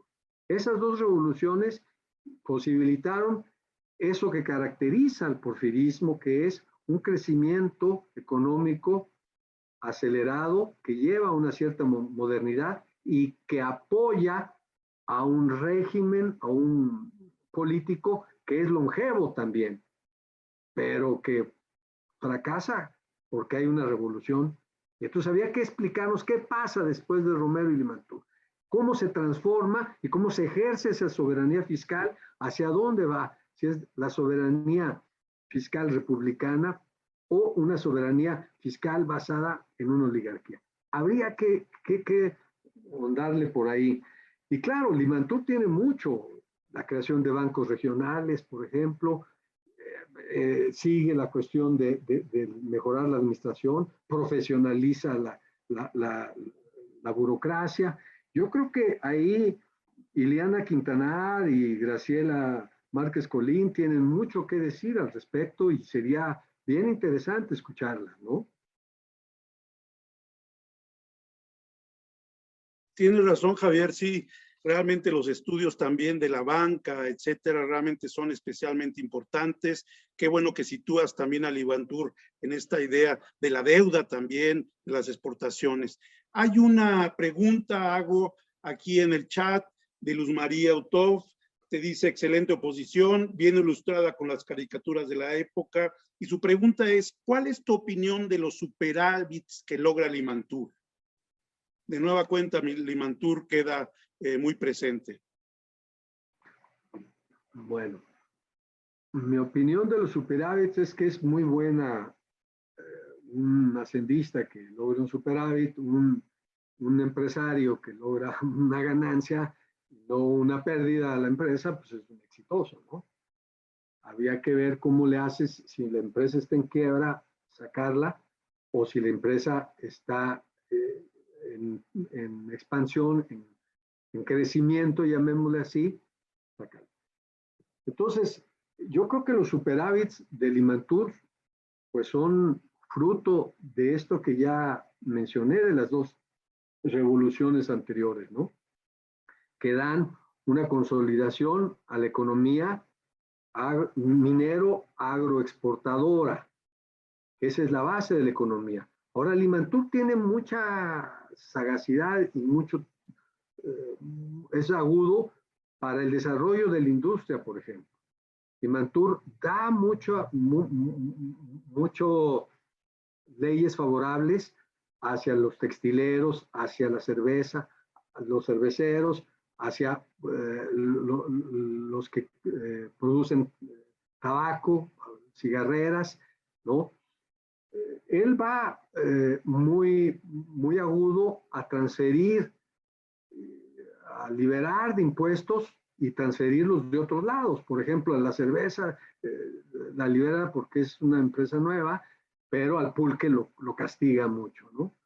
Y además el pulque pues, es un monopolio de sus cuates en el DF, ¿no? Entonces, y de APAN y ganaderos, bueno, es otro problema que había que revisar, ¿no? Entonces, es muy bueno y además hay una segunda cosa. Los superávit le permiten a Limantur, en el momento de la crisis que se empieza en 1900 a 1910, Limantur empieza a invertir en obra pública, embellecimiento de edificios, etcétera. Bueno, yo he estudiado el Palacio Legislativo Federal y es millonario, ¿no? Lo que se iba a hacer para hacer ese edificio, el Palacio de Bellas Artes, el Palacio, que nada más está en la Ciudad de México, pero igual, en los estados sucede lo mismo. Tenemos una economía floreciente, es decir, el pastel creció, la tajada del pastel que se lleva el estado aumentó también y por lo tanto pues hay superávit. Es un momento que no solamente se da en México, la Belle Époque, hemos oído hablar de ellos, se da en el mundo, en Argentina y en otros países. Ahora, ¿qué haces con esa posibilidad mundial de crecimiento? ¿Cómo orientas? Esa es un poco la pregunta que habría que hacer. ¿Orientó hasta donde pudo, o por qué pudo hasta dónde orientar? ¿Qué lo condicionaba, no? Y entonces, ¿qué haces con los superávit, no? Ahí está la clave, ¿no? En fin, muchas gracias, Luz María. Tiene otra pregunta de José JH, también saludos. Nos dice, ¿nos puede hablar de la ley del timbre en las operaciones inmobiliarias? Y yo agregaría, me interesó mucho también oírte, Javier, pensando en las maneras en que se trata también de grabar la utilidad. Este es el momento en que sí se hace. Ese era el gran sueño de muchos de los hacendistas, los políticos, ministros, etcétera, de grabar la utilidad. No tanto el producto, sino la utilidad de las empresas. Y un poco yo agregaría, aprovechando la pregunta de José, ¿cómo lo lograron? Efectivamente hay resistencias. Y la otra no me queda más que hablar también, aquí está Luisa Boites, pues de la cuestión de los impuestos agrarios a la agricultura. Ni modo, otra vez me voy de boca, pero no puedo evitarlo. Pero bueno, José, lo que pregunta, ¿nos puede hablar de la ley de timbre en las operaciones inmobiliarias?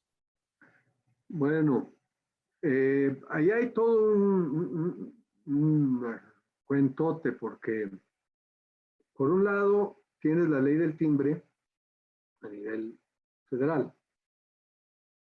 Y esa ley del timbre, en cualquier transacción, operación inmobiliaria, tienes que pagar un tanto al millar, dependiendo el tipo de propiedad. Si es un bien inmueble, si es un terreno baldío o si es un terreno urbano, etcétera.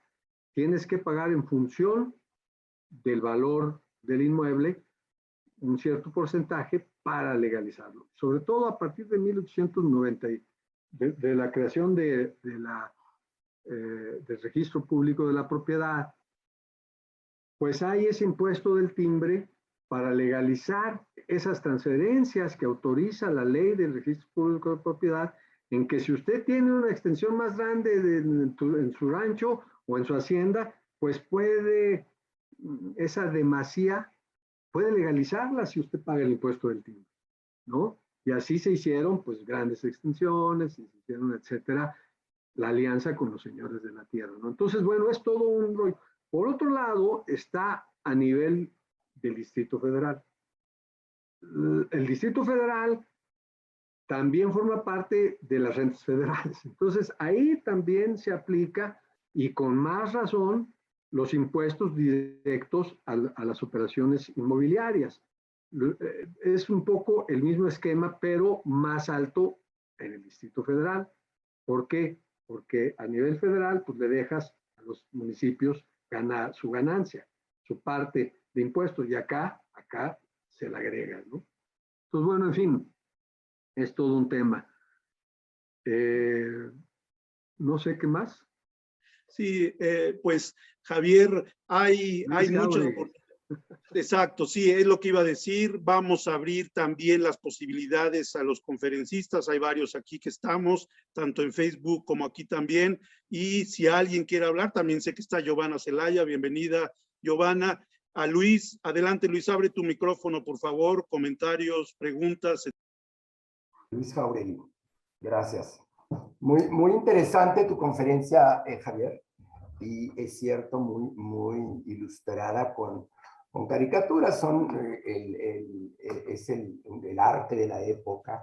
Yo tengo más que una pregunta, un como comentario, si no se te ha ocurrido, dado el título de tu conferencia y un poco pues la idea, si algún día vas a publicar estos descubrimientos, si se te ha ocurrido que en realidad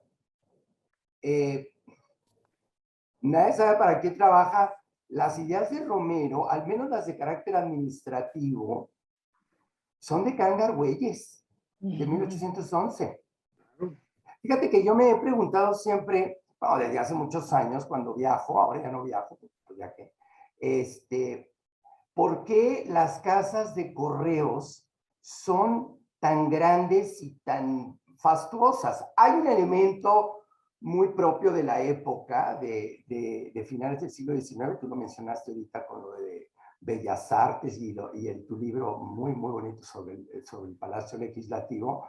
No nada más es un embellecimiento de las ciudades, o sea, Haussmann no nada más era prefecto del Sena, también había un cambio en la ley de propiedades, había una manera todo esto era precisamente para hacer modificaciones en la ley de propiedades y poder aplicar un poco los gravámenes a la propiedad o hacerse de propiedades a los amigos de los poderosos. Ahora, el asunto de las oficinas de correos, eso era un comentario aparte. El asunto de las oficinas de correos, los correos antes pertenecían al Ministerio del Interior, fíjate.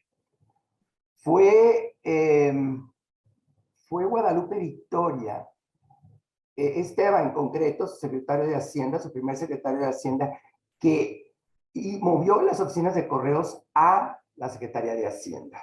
¿Por qué? Porque las oficinas de correos podían ser receptorías de dinero. La idea de Kanga es que no haya muchas receptorías de dinero público porque no se puede tener claro cuánto dinero hay en las cuentas. Ahora, esto tiene que ver con la contabilidad, con el asunto de las buenas cuentas, los reparos, los depósitos, mil y unos detalles que Limantur viene a arreglar, ciertamente. No nada más es como un conocimiento acumulado que hay que considerar. Ahora, la idea de Kanga era una idea muy ilustrada, muy racional, muy bien hecha, me parece a mí, ahora a lo mejor lo admiro en exceso, pero en realidad está haciéndolo en un periodo de guerra tanto en España como en Nueva España. Y el problema fue, y porque era su primera intención era que no hubiera tesorerías militares. ¿Y qué fue lo que hizo? Lo que hizo Calleja inmediatamente fue poner comandancias militares, tesorerías militares, y luego lo oficializó, Apodaca la oficializó. Y entonces, ¿qué ocurre? México nace con dos tesorerías, la tesorería civil y la tesorería militar, que no la van a soltar, a lo mejor desde el punto de vista legislativo, sí, pero desde el punto de vista práctico no la van a soltar. De ahí la intención de ponerle ya de una vez por todas un final a ese asunto. Parece que no lo hemos aprendido. ¿Por qué? Porque por ese camino, durante todo el siglo XIX, se fueron muchos recursos. Recursos que, como lo sabemos todos, lo sé yo desde que tengo 12 años de edad, esos militares no supieron defender el país contra la guerra en Estados Unidos y perdimos la mitad. O sea, tanto dinero gastado para que resultara eso, ¿no? Entonces, sí tenemos, mi comentario es, sí tenemos que hacer la visión un poco más amplia. ¿Sabe por qué? No, ni siquiera te lo estoy diciendo, Javier, nada más. Es porque tendemos a dividir en periodos. La colonia, el primer imperio, la primera república, la segunda república, la tercera república, la guerra, la posguerra, la guerra de reforma, que nada, ¿me entiendes? Y no podemos ver el bosque entero, que es muy difícil de verlo porque es complejo, tiene muchas aristas. Está la cuestión internacional también, está el que México deja de ser ambicionado por Juan, Pedro y Lupe. Francamente, llega un momento que México ya está allí y se defiende, lo defiende Estados Unidos o lo defiende Guatemala, yo no sé quién, pero hay una cuestión más amplia que hay que considerar. Gracias. Adelante, Javier, si tienes el comentario, seguramente.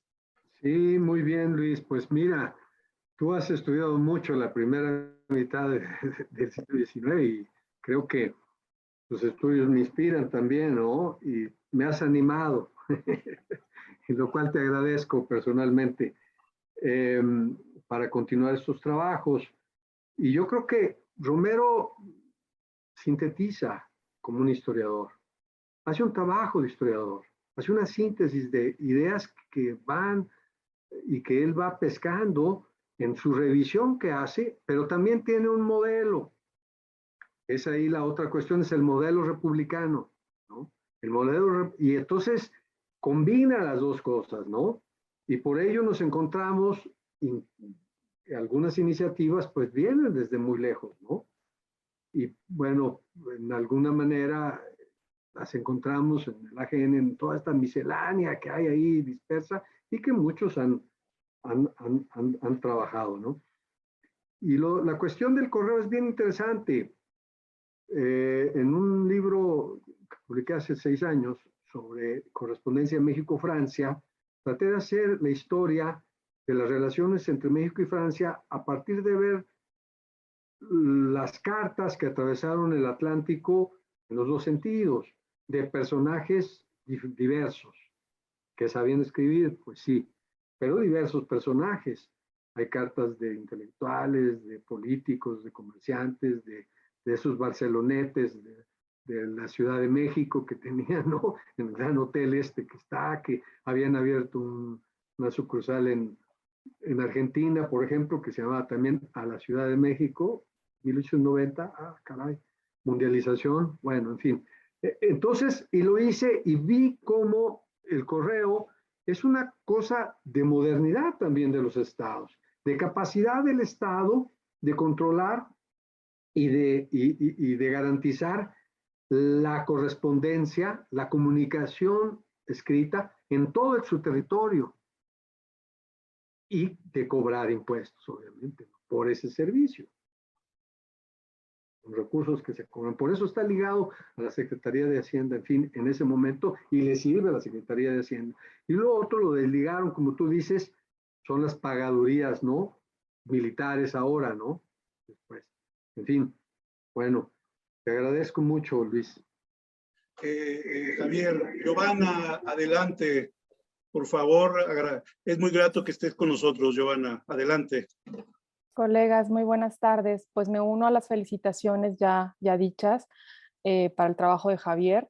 Sin duda, su lectura de la fiscalidad porfiriana a nivel federal bueno, refleja una investigación por lo más profunda, muy a detalle. Me gusta mucho tu trabajo, tu capacidad para ver esta lectura tan macro de una fiscalidad bien compleja como es la porfiriana, pero además porque recuperas como las distintas dimensiones, el tema del pensamiento, el tema bueno, de la imagen, de la caricatura, para mí eso es absolutamente envidiable, pero también todas las distintas tensiones que hay en términos de la territorialidad fiscal que se está consolidando durante el porfiriato, ¿no? Entonces eso a mí me parece como muy sugerente de tu trabajo.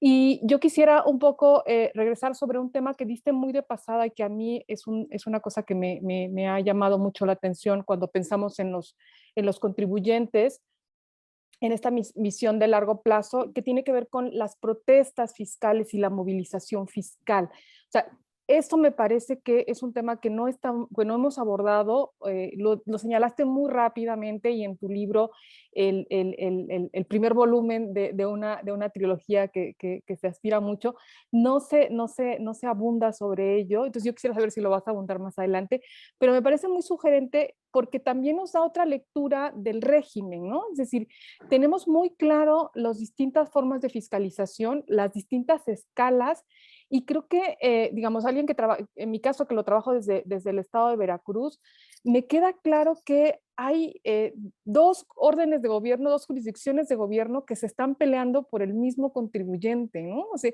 es impresionante la presión que está entre 1890 y 1910. O sea, tenemos una enorme presión fiscal para el mismo sujeto, para el mismo actor económico, por los mismos hechos económicos. O sea, aquí también es otra cosa, ¿no? Es decir, cómo se empieza a fiscalizar al sujeto por el sujeto mismo, por el hecho económico, y son la federación, los estados, bueno, los más que pierden son los municipios, pero son los estados y la federación. Entonces, ¿cómo podríamos a partir de la movilización o de la revuelta o de la protesta fiscal, ¿no? O sea, por ejemplo, el tema de la caricatura es una expresión, una primera expresión, pero bueno, señalabas este caso de, pues, estas manifestaciones, al menos en Ciudad de México. Yo en Veracruz no las he encontrado, sí he encontrado resistencia y estrategias por parte de contribuyentes para rechazar las formas de fiscalización, y una muy rápida que te podría decir es que, por ejemplo, entendían muy bien cómo funcionaba el sistema de fiscalización, abrían la negociación, la tenían abierta 2 meses, por ejemplo, las cervecerías producían lo que podían producir de cerveza, cerraban la negociación y luego vendían por otro mecanismo, ¿no?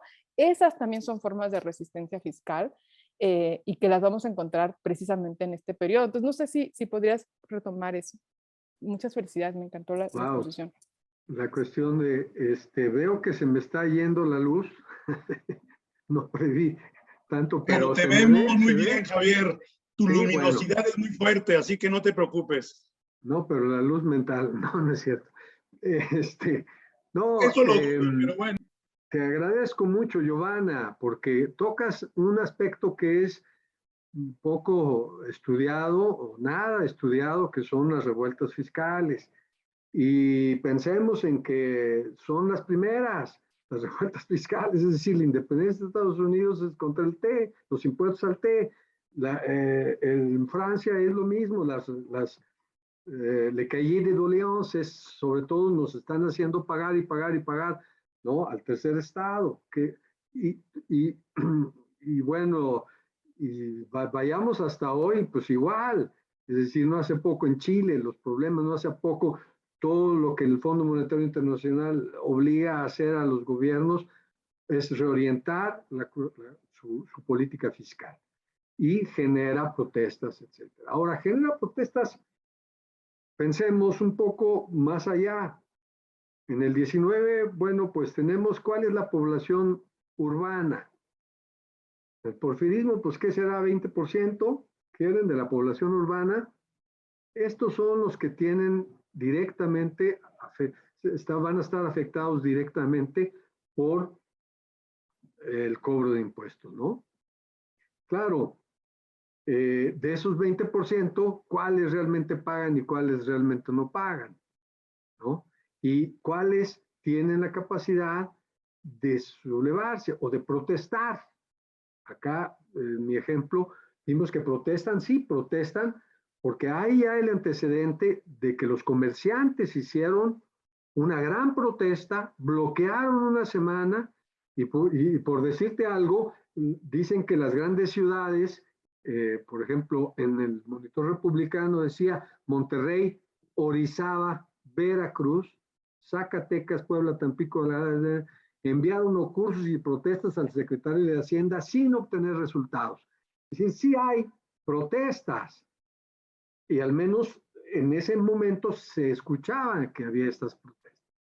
Pero manifestaciones ya más grandes en la Ciudad de México se hicieron, y los que sufrieron son los mismos, es decir, los consumidores. Por eso decía, y entonces amenaza el general de la Peña. Ese es genial, ese pobre hacendista que duró muy poco, pero con una mano de hierro, los amenaza y les dice a los comerciantes: si ustedes siguen frenando el comercio, el pueblo se les va a levantar y van a pillar sus comercios, ¿no? Es decir, como que lo asusta para que negocie, ¿no? Entonces, bueno, es un tema que hay que meterle el diente. Hay protestas, las evita Díaz por medio de meter primero a la cárcel a la prensa, ¿no? Libertad de prensa, divino tesoro. Pues allá realmente una dictadura las frenaba, ¿no? No sé ahora si podemos hablar de libertad o no de prensa, que se hacen símiles, ¿no? Dictadura y no hay libertad de prensa. No se sabe cuántas veces no metieron a la cárcel al director de Diario del Hogar, le quitaron las prensas al del hijo del aguizote, le quitaron el Monitor Republicano hasta el siglo XIX. Bueno, en fin, ¿no? Hasta yo estoy llevando un conteo para un texto que estoy trabajando. Pero entonces hay la prensa que alimenta la posibilidad de la revuelta también, que difunde las cosas, los estudiantes que toman la palabra y por lo tanto, ahora estamos en un momento, en abril, del último año de Manuel González, que es un periodo muy complejo y que hay mucha protesta en 1884. Hay por lo menos 3 momentos, al principio con el níquel, luego lo del timbre, luego lo de los bancos, luego, para cerrar con broche de oro, lo de la deuda pública. Ese año es clave de revueltas y por lo tanto, una revuelta como se dio contra la técnica de cobro de impuestos por parte de los comerciantes, pues se pudo dar en esas condiciones, ¿no? Había que estudiarlo. Muchas gracias, Giovanna. Espero verte pronto. Javier, pues una pregunta de Carlos Becerril. ¿Cuál fue el papel que desempeñaron las ideas de Manuel Dublán? Hemos hablado de Limantur, de Dublán, de Romero, ahora de Manuel Dublán. Carlos Becerril dice, ¿cuál fue el papel que desempeñaron las ideas de Manuel Dublán? Que además era procurador imperial del Imperio de Maximiliano y dictó el primer libro de Derecho Fiscal Mexicano en 1865. Entonces es un comentario sobre los 3, digamos, grandes, importantes, no sé si grandes, pero importantes, muy importantes, ministros de Hacienda. Sobre Manuel Dublado ahora, Javier, si tienes algún comentario. Bueno, las ideas de Manuel Dublán que haya retomado Limantur, que haya retomado Romero, pues no. Incluso Romero se opone a la deuda, ¿no? Y es Manuel Dublán que logra finalmente consolidar la deuda, reconocer la deuda inglesa y luego obtener el primer préstamo con la casa Blake Brothers, ¿no? En 1800. Y después, pues va a ser Romero que llega en la crisis porque hay que pagar la deuda, justamente, y entonces hay que aumentar impuestos, hay que reordenar las cosas, ¿no? Yo creo que hay el libro coordinado por Leonor Ludlow, ¿no? Sobre los ministros de Hacienda, hay el trabajo de Luis sobre la primera parte del 19, hay varios trabajos sobre el pensamiento de los ministros de Hacienda que había que retomar y ver, pero para Romero en específico no retoma. Limantur niega incluso las ideas de Manuel Dublán y pues al grado de que no le reconocen ninguna autoría, ningún éxito a la conferencia que hizo para abolir las alcabalas, ¿no? Se deslinda de él y lo frena incluso, ¿no? Entonces, en fin. Muchas gracias, Carlos. No, pues Javier, al contrario, las gracias, nosotros somos los agradecidos. Realmente ha sido muy, muy grata la conferencia. Realmente este seguimiento de caricaturas, realmente te lo vamos a copiar seguramente. Bueno, los que trabajamos primera mitad del siglo XIX es medio complicado, pero ayuda mucho. Das un panorama, como bien decía Giovanna, macro de lo que se está haciendo, las tensiones que había, administrativas, políticas, el control. Hablamos de muchísimos temas que nos dejas. No sé si con esta conferencia se cierra el siglo XIX y abrimos el siglo XX. Ya lo veremos. Yo creo que ese es uno de los temas que también tendremos que estar pensando en este ciclo, periodizaciones, ministros, contribuyentes, etcétera. Realmente te lo agradecemos, nos dejas pues muchos comentarios. Yo les pediría a todos los que han participado que también estemos al pendiente de los videos que se están subiendo casi de manera inmediata en la academia. Ahí verán preguntas que muchos no pudieron hacer o surgen en ese momento y valdría la pena tener este intercambio. Pues muchas gracias, Javier, te lo agradecemos, continuaremos y queremos hacer un anuncio ahora. Va a haber un cambio en la conferencia de Luis Aboites. Pasa ahora a la siguiente semana. Estaba programado para el 29, si mal no me acuerdo, para el 30, perdón, va a cambiar. La siguiente conferencia, ya mandaremos desde mañana el anuncio, va a ser el próximo 16 de marzo a las 15 horas, como siempre el miércoles, y lleva como título y razón la relación centro-provincias en México 1824-2021.